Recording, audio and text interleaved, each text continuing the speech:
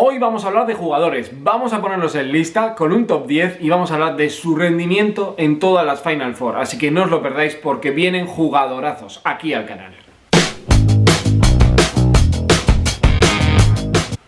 Muy buenas y bienvenidos a mi canal. Hablemos de básquet, hablemos de Euroliga y hablemos de jugadores, porque hay muchas ganas de poner nombres sobre la mesa de grandes jugadores de la historia de la Euroliga. Y hoy nos vamos a ir además un poquito más lejos de lo habitual en el tiempo. Nos vamos a ir hasta el año 88 para tomar de referencia y a partir de ahí a acompañar a toda la historia del básquet europeo. Así que 30-31 años de baloncesto europeo vamos a resumir en el día de hoy, hablando de los 10 mejores jugadores que estuvieron en esas Final Four. No de su talento a lo largo de su historia y el nivel que ha tenido cada uno, porque aquí entraremos en otra pelea distinta, pero sí en su rendimiento en las Final Four y por qué para mí están en esos recuerdos imborrables como los mejores jugadores de esas Final Four y que más destacan. Vamos a irnos a los jugadores muy míticos, así que nos vamos a salir también, van a estar unos clásicos que supongo que ya entenderéis, pero sobre todo a ver jugadores también míticos que yo quería incluir aquí. Y el primero de ellos es el que es el MVP de una de las grandes historias del baloncesto europeo. Todos nos acordamos de aquel Partizan de Fuenlabrada. Sí, Partizan de Fuenlabrada, no lo he dicho mal.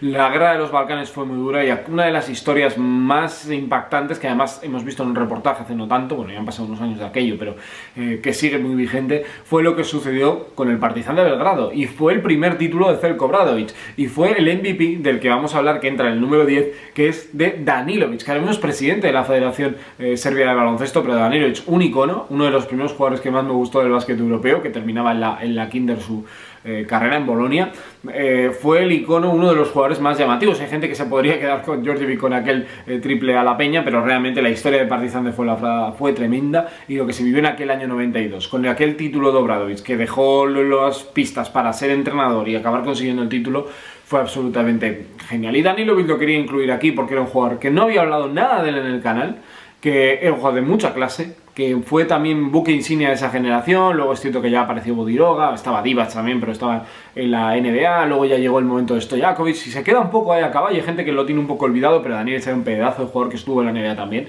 en años complicados como eran los 90, y que yo quería incluir en este listado porque lo que supuso su final, lo que supuso aquel título para el país y todo lo que se estaba viviendo, creo que había que incluirlo, y para Zeljko, por supuesto, que fue el inicio de su carrera como entrenador, yo creo que es absolutamente brillante. Puesto número 9, para un jugador del que yo creo que sobran las palabras y apelativos, ¿no?, para hablar de este genio, que yo lo voy a utilizar en este caso, que es Juan Carlos Navarro. Título del año 2010, Navarro demostró por qué era el mejor jugador de aquel momento. Un jugador determinante con ese físico nada llamativo, con ese tiro nada vistoso, pero absolutamente efectivo, y con ese liderazgo que pocos jugadores en el baloncesto europeo han demostrado.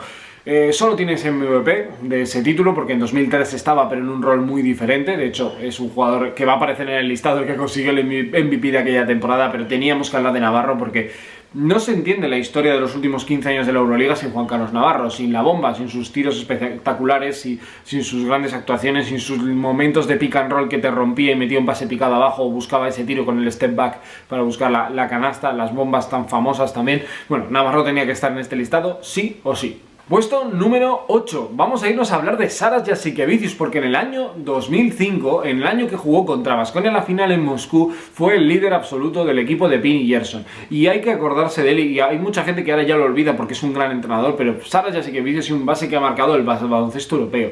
Ese carácter, ese querer ganar a toda costa, el ser un jugador ultra competitivo, muy ganador en los momentos finales, que había ganado además el título con el Barça, lo había hecho el año anterior con Maccabi, y ese hambre por volver a conseguir el título, pocos jugadores en la historia lo tienen, y el MVP fue más que merecido para un base que ha marcado la historia del básquet europeo. Es cierto que el estilo de base que se juega ahora no es nada parecido a lo que él daba, pero es un jugador para mí absolutamente icónico de lo que ha sido la Euroliga por su liderazgo y encima ahora en esa etapa de entrenador. Así que hemos viajado al año 2005, en el que Baskonia además le puso las cosas difíciles a aquel Maccabi, que es uno de los equipos de mayor talento que yo he visto en la Euroliga, que es un equipo además con Baston, Buisic, Parker, y que tú te lleves el MVP, yo creo que habla muy a las claras del nivel que tienes, y tenía que tenerlo sí o sí en el listado, en el puesto número 8. Y en el 7, un jugador moderno, actual, vigente, que va a estar en la Final Four de Vitoria-Gasteiz. Hablo de Nando De Colo. Su 2016 fue absolutamente histórico. MVP de temporada regular, MVP de las finales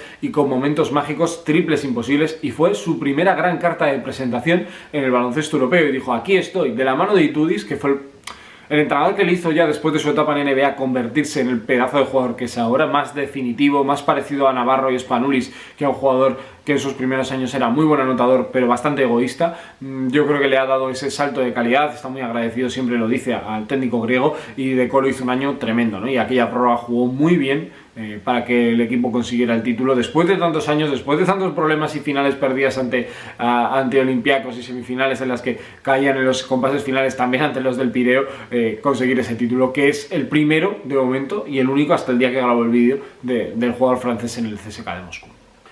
El puesto número 6 y el 5 son dos jugadores absolutamente históricos. Es que llegan unos nombres.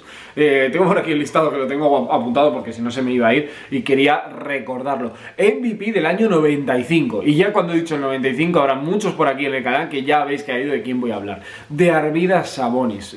Cuando han pasado tantos años y todavía estás en el top 5 de jugadores europeos, amigo, eso habla muy bien, habla mucho del nivel que tú tienes, habla del potencial que tú has mostrado como jugador, y aquel Arvydas Sabonis del Real Madrid fue absolutamente determinante para que de nuevo Zeljko Obradović consiguiera otro título. Ya veis que Zeljko aparece prácticamente en todas estas historias, y que fuera pues un pívot que tuvo aquella lesión, que le mermó, que le lastró, pero seguía siendo un pívot dominante, con esos 2.20, con esa capacidad de pase que ahora vemos en Jokic y nos encanta, pero es que Sabonis ya lo hacía hace veintitantos años, con esa capacidad para anotar, con ese potencial. No había nadie en Europa que pudiera frenarlo, y demostró que era el gran pívot y tenía que incluirlo en este listado. Luego estuvo en 2004 muy cerca de meterse en la Final Four, en la Tel Aviv, en aquella despedida con Zalgiris, pero lo que hizo con el Real Madrid fue absolutamente histórico, y fijaros si pasó tiempo, 20 años hasta que el Real Madrid volvió a jugar, o volvió a ganar, mejor dicho, un título de la Euroliga. Y el número 5 para este top 5... ya sabéis que además este jugador contra los gays, sabéis que yo lo tengo en muy alta estima. Hablo de Manu Ginóbili, que tenía que estar porque su brillantez. Perdió una final, la de 2002, pero la que ganó en 2001 contra Baskonia fue absolutamente memorable. Su carta de presentación en el baloncesto europeo y en el baloncesto mundial, que 2 años después le hizo irse a San Antonio y ganar anillos, y sabemos toda la carrera que ha tenido también con la selección argentina. Pero Ginóbili en aquella final era muy bueno, pero muy joven, y nadie le tenía tan catalogado, no había tanto internet, no era un jugador tan mainstream o tan conocido como puede ser ahora, y lo que hizo fue tremendo, dominó de principio a fin, fue clave para que en el quinto partido se llevara la victoria el conjunto de Ettore Messina, y bueno, demostró un poco lo que iba a ser una carrera de las más laureadas de los jugadores internacionales, ¿no?, en la NBA y en el baloncesto mundial. Así que puesto 6 para Sabonis, puesto número 5 para Manu Ginóbili. Y vamos con el puesto número 4. A partir de aquí todos tienen como mínimo 2 MVP de las finales, y esto habla muy bien del mérito, de la capacidad de estos jugadores, y ya vais a ver, y algunos igual se lleva una sorpresa del nivel real que han tenido en el básquet europeo estos pedazos de jugadores. Puesto 4, Dimitris Diamantidis, MVP en 2007, MVP en 2011 y jugador vertebral del proyecto de Zeljko Obradović desde que llegara. No estuvo en los títulos de 2002, pero a partir de que llegó fue un jugador absolutamente clave, ¿no? Un jugador que dominaba la defensa, que era uno de los mejores defensores sobre balón de toda Europa, un pasador magnífico que fue creciendo en el tiro, y hemos hablado bastante, ¿no?, de Diamantidis aquí en el canal, y es un jugador que además ha hecho toda su carrera en Europa, y yo creo que eso también habla y nos permite dar una perspectiva más concreta de dónde está en la historia del básquet europeo como base, y yo creo que es de los 10 mejores, casi te diría de los 5, y hay mucha gente que lo coloca, pues como en este listado, entre los 4 mejores, 2 MVPs de una final. Esto no lo hace mucha gente, como vais a ver, porque solo quedan 3 que estén por encima de él, o le igualen o estén por encima. Puesto número 3, el bronce se lo lleva Dejan Bodiroga. Os decía anteriormente con Jasikevičius que había alguien que se había llevado, y con Navarro, que se había llevado el MVP del año 2003, pero es que en 2002 también se lo llevó Bodiroga. 2 equipos diferentes, Panathinaikos y Barça, 2 proyectos completamente distintos, con Pešić en Barcelona, con Obradović en Panathinaikos, pero con un rol siempre el mismo, de líder absoluto, aquel ritmo lento, aquellos gestos técnicos tan particulares, pero que era un jugador absolutamente diferencial en la hora de la verdad. Otro jugador que nunca se fue del baloncesto europeo y que tenía que aparecer con esos 2 finales de manera consecutiva. Es de esos aleros, sí, alero, porque a veces juega de 4, pero alero, que ha ido marcando, ¿no? Pues pasamos de un alero como este, luego fuimos a un Anthony Parker, luego fuimos a un Siskauskas, que no los he incluido y ya aviso que no van a estar, pero que han ido marcando un poco la competición, y Bodiroga tenía una forma muy especial, y cuando llegaba a la hora de la final era competitivo como pocos y tenía que incluirlo sí o sí.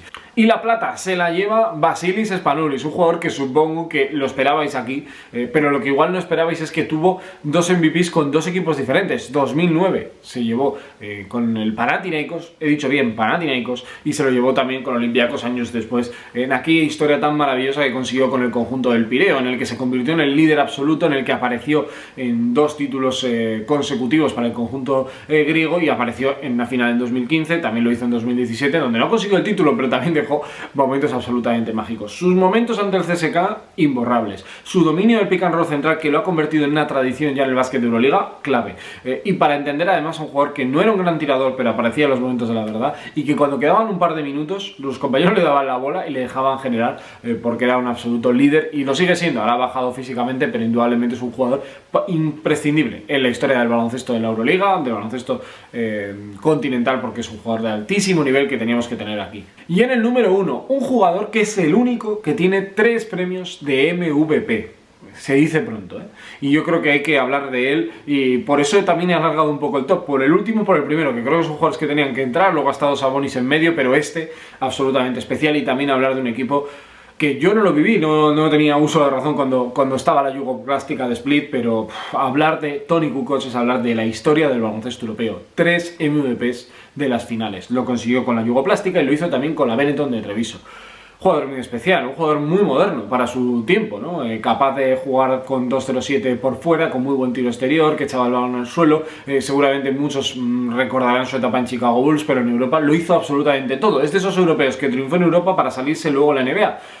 Lo que hubiera hecho Drazen, seguramente. La desgracia se lo llevó a Drazen Petrovic, pero claramente lo de Toni Kukoc es el gran ejemplo de dominar en los dos lados hasta llegar a ser, bueno, la NBA con acompañante además de 2 jugadores como Scottie Pippen y Michael Jordan, a conseguir anillos. Así que Toni Kukoc era un jugador diferencial, que yo sigo incluyendo en la historia del baloncesto europeo como vertebral. Hay gente que igual se olvida un poco de él con la irrupción de las nuevas piezas y los nuevos jugadores, pero tiene que estar, porque sin él no se hubiera construido sobre todo el básquet de los 90 en el baloncesto europeo, porque el croata era muy bueno. De hecho, esos 3 MVPs así lo acreditan. Así que hasta aquí el top 10 de jugadores históricos de la Final Four. Dejadmelo abajo en los comentarios cuál era vuestro favorito.